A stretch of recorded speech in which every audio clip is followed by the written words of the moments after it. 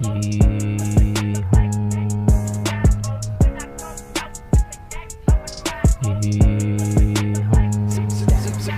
check.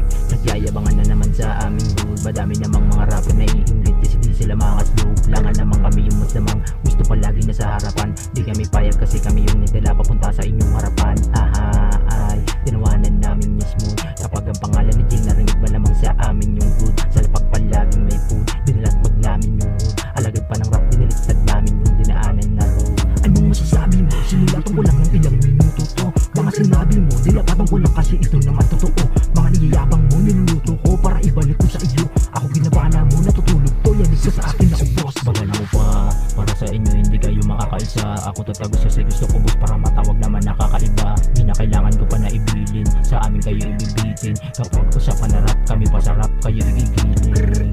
Hood 1108, Hood 1108, Hood 1108, Hood 1108, Hood 1108, Hood 1108, Hood 1108, Hood 1108. Tang ina mo.